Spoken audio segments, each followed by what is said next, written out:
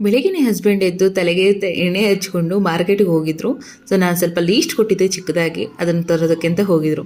ಹೂವು, ಹಣ್ಣು, ಮಾವಿನ ಸೊಪ್ಪು, ಬೇವಿನ ಸೊಪ್ಪು ಇದೆಲ್ಲ ಬೆಳಗ್ಗೆನೇ ತಂದ್ರೇ ಒಂಥರ ಚೆಂದ.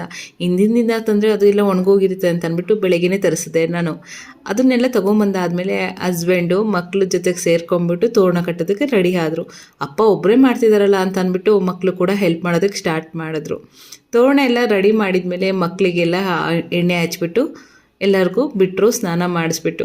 ನಂತರ ನಾನು ಕೂಡ ಎಲ್ಲ ರೆಡಿ ಮಾಡಿಕೊಂಡು ಅಡುಗೆ ಎಲ್ಲ ಮಾಡ್ಕೊಳ್ಳೋದಿದ್ದೇ ಇರುತ್ತಲ್ಲ. ಸೊ ನಾನು ಕೂಡ ಒಬ್ಬಟ್ಟೆಲ್ಲ ಮಾಡೋದಕ್ಕೆ ಸ್ಟಾರ್ಟ್ ಮಾಡಿದೆ.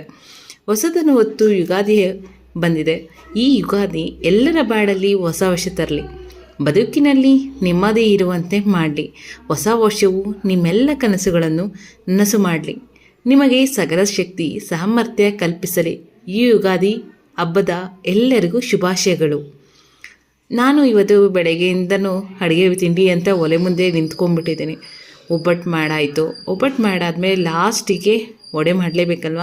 ವಡೆ ಇಲ್ಲಾಂದರೆ ಬೋಂಡಾ ಬಜ್ಜಿ ಏನಾದರೂ ಒಂದು ಸ್ನ್ಯಾಕ್ಸ್ ಥರ ಲೇಟಾಗಿರಬೇಕು. ಅನ್ನ ಸಾಂಬಾರು ಅಂತ ಆದಮೇಲೆ ಎಲ್ಲ ಥರದ ಒಂದು ತಿಂಡಿ ಇದ್ರೇ ಚೆಂದ ಅಲ್ವಾ. ನಾನಿವತ್ತು ಒಬ್ಬಟ್ಟು, ಅನ್ನ ಸಾಂಬಾರು, ಬಾಳೆಹಣ್ಣಿನ ಸೀಕರಣೆ, ಬೇವು ಬೆಲ್ಲ, ಒಬ್ಬಟ್ಟಿನ ಸಾಂಬಾರು, ವಡೆ ಎಲ್ಲನೂ ಮಾಡಿದೆ. ಎಲ್ಲ ಮಾಡಾದ್ಮೇಲೆ ದೇವರಿಗೆ ನೈವೇದ್ಯಕ್ಕೆ ರೆಡಿ ಮಾಡಬೇಕಾಗಿತ್ತು. ಹಸ್ಬೆಂಡ್ ಹೇಳಿದರು ದೇವ್ರ ನೈವೇದ್ಯಕ್ಕೆ ಅಂತ ಎಲ್ಲ ರೆಡಿ ಮಾಡಿಕೊಡಮ್ಮ ಅಂತಂದು.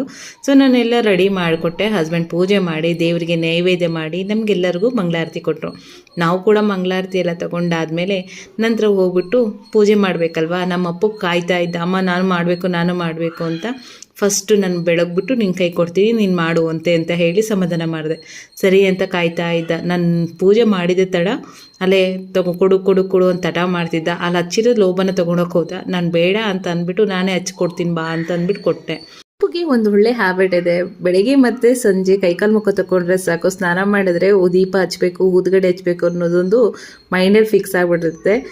ಊದ್ಗಡೆ ಹಚ್ಕೊಟ್ಬಿಟ್ರೆ ಸಾಕು, ಮನೆ ಫುಲ್ಲು ಬೆಳಿಕೊಂಡು ಬಂದುಬಿಡ್ತಾನೆ. ಸಂಜೆ ಆಯಿತು ಬೆಳಗ್ಗೆ ಆಯಿತು ಅಂದರೆ ಈ ಥರ ಮಾಡಿ ನೋಡಿ ಹೀಗೆ ಅಡ್ಬಿದ್ದು ಬರ್ತಾನೆ.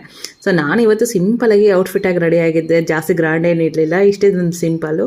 ಇದ್ರ ಜೊತೆಗೆ ಮಗಳು ಸ್ವಲ್ಪ ಟಿಕ್ ಟಾಕ್ ಮಾಡ್ತೀನಿ ಅಂದ್ಲು. ಸರಿ ಅಂತ ಅಂದ್ಬಿಟ್ಟು ಸ್ವಲ್ಪ ಡ್ಯಾನ್ಸ್ ಎಲ್ಲ ಮಾಡಿಸಿ ಕೊನೆಗೆ ಸಂಜೆ ಆದಮೇಲೆ ಆಟ ಆಡೋಕ್ಕಂತ ಆಚೆ ಕರ್ಕೊಂಡಿದ್ದೆ. ಫುಲ್ ಎಂಜಾಯ್ ಮಾಡೋಕ್ಕೆ ಸ್ಟಾರ್ಟ್ ಮಾಡಿದ್ರು ಇಬ್ಬರು.